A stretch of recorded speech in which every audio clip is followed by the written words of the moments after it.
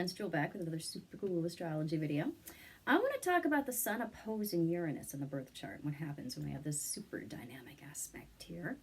So the Sun is our identity and our projection of our ego. It has a lot to do with our vitality and our physical energy levels, and represents authority figures and the father, and very, basically is a lot about our unique expression and how our ego takes that on, does that, and what we want to be appreciated for, what we want to be acknowledged just for being. Mars is what we want to be applauded for and acknowledged for doing or for getting or for being able around. But the Sun is more just about being and showing up and wanting that to be something that we're recognized for. So Uranus is really about forward things that are futuristic. Technology is really ruled by Uranus, and it rules large societies. It's known for individuality, but it's really the individuality within that society, the individuality that's created by that society. So it's not really about individuality within itself. It's more like within the group. And it has a lot to do with things that happen quick, spontaneous, things that, are not planned. And so when we have these two meeting in an opposition, oppositions are always about projection, seeing this weakness or this thing, this roadblock we've got in our life, or this characteristic, however you want to describe it, in others. We come at them with it, and then they reflect it back to us, and then we're able to see by their reaction to us what might be going on within ourselves. And so when we have this particular opposition, people who have it are constantly on edge, really feeling that they're rising to a challenge at any minute. So always operating on like level 10 or even level 11, because there's an extra notch that we can turn it up to with these two. And it's really interesting how they don't really operate on any level other than 9 and above. So they run physically. They're pretty nervous, and there's always something going. There's always action involved in their physical lives. So if they were a dog, they would probably be a Pomeranian, a big dog in a little dog's body. And that little dog has the need to assert itself like a big dog. And so it's really interesting because these people always feel that they're being challenged, people that have this particular opposition. So they can react very much like a Pomeranian. And it's an interesting aspect because in projecting their internal challenges and seeing the reactions from others, it looks to them, people who have this opposition, like they're always dealing with people who are challenging them or painting them into a corner or trying to restrain them in some fashion. So it's a very confrontational aspect to have. We see our inner challenge in others. We bring that to them, and then they're like, and then they bring it back to us. But it seems like it's not coming from us initially. That's how oppositions work. And so this one, because we have the ego involved, and in certain signs, this is going to be more difficult. Having a retrograde, I'm sorry. I was going to say a retrograde Mars. Having a Uranus in retrograde does tend to take a little bit of the sting out of this. But there's a touchy ego that comes out of this particular opposition. And this really comes from the original relationship with the dominant parent, or most frequently with the father figure, because the relationship was not really predictable. It was not really even handed, and the child didn't feel really comfortable or like they could relax. There was always this need to walk on eggshells around whoever this person that the Sun and Uranus are representing. And so they carry this nature, this style of surviving into adulthood. And that's what they're really doing with this particular opposition. They're still very much surviving and feel like they've just got to have those boxing gloves on and be ready at any moment, because life or somebody is going to try to keep them somewhere, restrain them, or challenge them. So there's this need to rebel against all restraints, all expectations. So we're really the original contrarian with this particular placement. Especially, oh my gosh, if Sun or Uranus, especially Uranus, is at the midheaven, that can really, really pump this aspect up. They can, when you say yes, they say no. When you say stop, stop, they say go. It doesn't matter what you say. They are very attuned to just want to do the opposite, because they feel like in going along with you, then their freedoms are somehow going to be compromised. So you also don't want to dare these people, because life is a dare to them. They will take your dare and they will win it, and then they will rub it in your face, because there's this way of them feeling that if they can win, if they can compete and come out on top, if they can master the challenge, then they can again become part of the tribe. This is the paradox here. This is where we see the unconscious working from the inside out, because they don't realize they're actually feeling ostracized. That's one of the original wounds here that they're dealing with, is this sense of being on the fringe, not being accepted, and not being a part. That's really important when we're really, really young. That has a lot to do with our ability to feel that our survival is something that's safe. So this rebellious behavior is actually the unconscious forcing a way to heal. It's forcing them to you want to say conform in order to achieve healing. So by winning, by proving themselves, they feel that they are now being allowed to rejoin the group, or be allowed to rejoin the tribe from which they were originally disconnecting. So, or try to rejoin the tribe. So there's a way that through, not understanding that they feel ostracized, and then trying to win, and this actually sometimes a lot of times makes them more ostracized, because they're seen as very confrontational. But they think that by winning, now they have a ticket back into the group. So it's weird that it looks like they're rebelling to rebel. They're actually rebelling to connect. If you look at it from the larger perspective, what's really going on inside here. So they don't admit that they need others and the safety of others and of the tribe and the freedom that can bring. They feel that they must free themselves from their own fears of estrangement or isolation.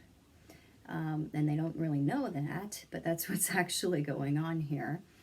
So there's this way that Uranus rules groups and societies, and the Sun is our expression. So a lot of times they're assuming that they need to keep themselves in the power position or achieve that power position in order to get that in to the group. So this can create, self-destructive tendencies, because the very rash and impulsive nature of Uranus, it causes them to, I want to say, break through standard societal patterns of operating. So this creates friction in their lives, because a lot of times people will avoid them, or people will, find them too difficult to deal with. And so it creates more of this estrangement and more of this feeling of disconnection that they're actually trying to get away from by this self-destructive behavior. So we have to learn to stop trying to be the winner of it all. And this includes being the know-it-all, too. With this particular opposition, we're actually quite brilliant. We do know a lot, and we're really, really, really capable. You have everything that you need. You just don't know it. And so there's this way of compensating for that by being a know-it-all, or a do-it-all, or I can best you at everything all. And this will keep them from becoming the truly, truly brilliant and conciliant thinker that they are, because they have this way of closing off their mind or closing off their behavior, because they think they have this superior, they've gotten to the finish line with everything here.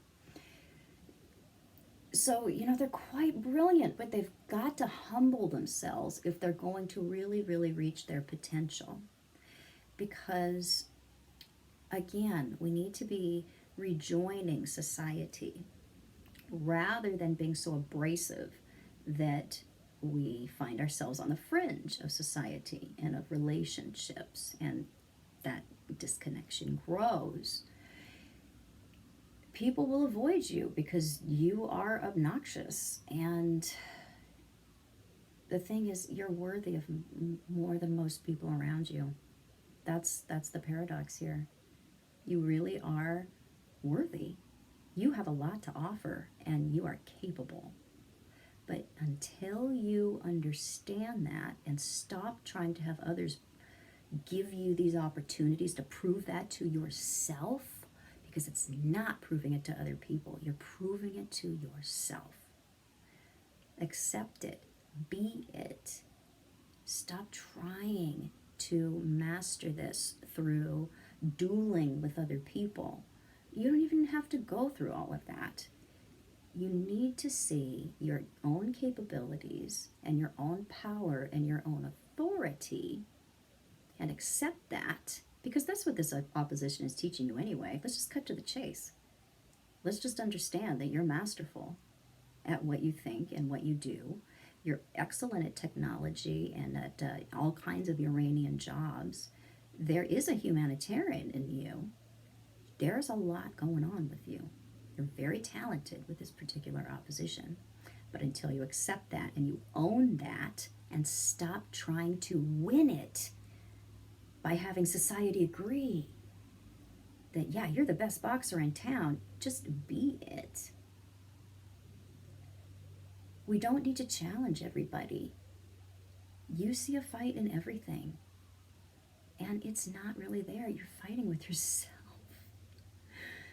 So this can be a selfish opposition that we deal with. And again, this is a carryover from that example that we had as a child of that power figure and how they behaved towards us and how we saw them behaving in the world. Their selfishness is a really good roadmap for what we thought we had to behave in the same way around in order to survive. Because what we're really doing is, with this opposition, we're trying to wrestle our survival from other people, or from the world, or from our experiences.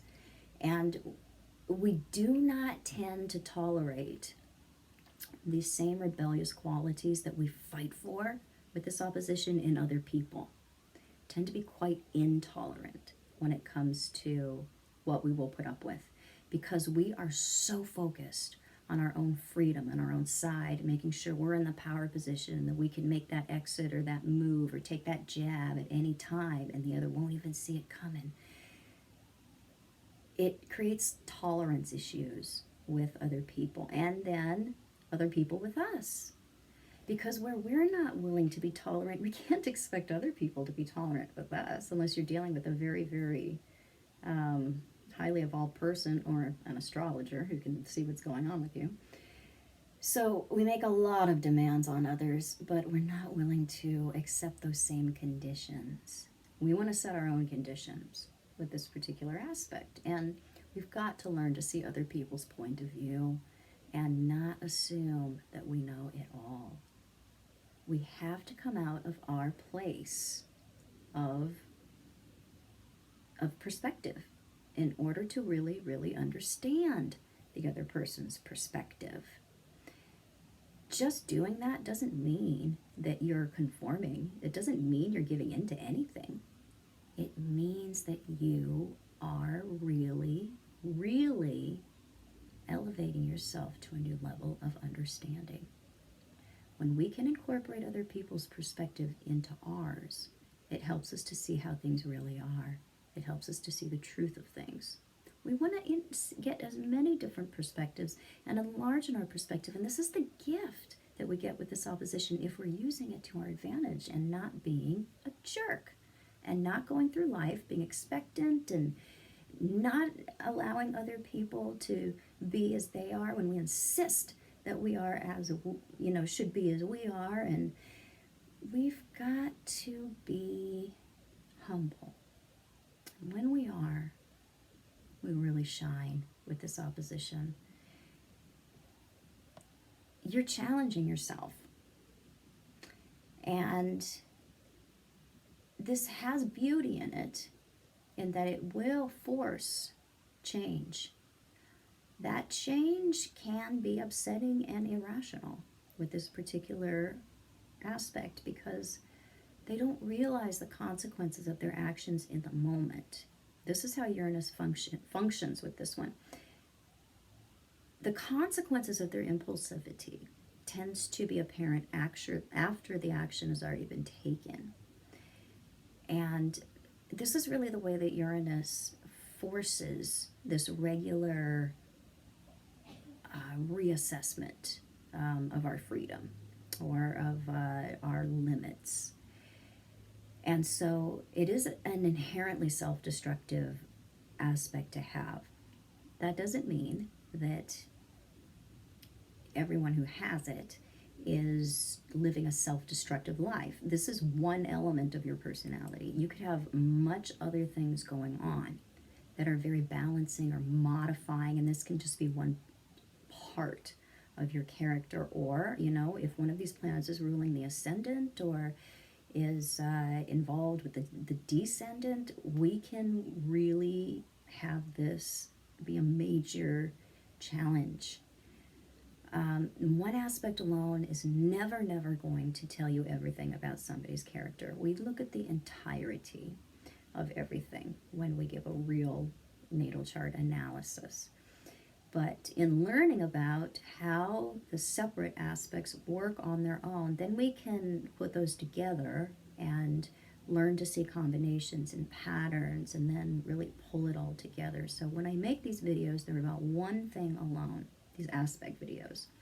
And we can have much more modifying things going on in our chart. So if you have this one, you have a lot going for you. The more that you understand that and own that and just be that and not have to earn that, the better off you're going to be. The happier you're going to be, and the happier everybody around you is going to be, because you're really talented with this aspect, really very much so. But there were just some conditions going on that didn't set you up to be able to sit with that. And there is this constant nervous tension, this always being on the move, this always needing to prove, that settles down when we can really accept what we already have and who we are and our capabilities, and we don't have to wrestle that from anybody or from the world or be on, on ready to go. We don't have to have our show going all the time. And when people do come to that place of really accepting their power and their talents and the depth of that, this leads them into a place of wild relaxation that they never knew before. So I hope this was helpful. If it was, please subscribe to my channel. You can find me on the internet at truthandaspectastrology.com and Facebook, Instagram, and other social media at Truth and Aspect Astrology. Yes, I do private consultation. I'm mainly a relationship and intimacy astrologer, but I interpret all types of charts under the sun. And I'll be back super soon with more super cool videos.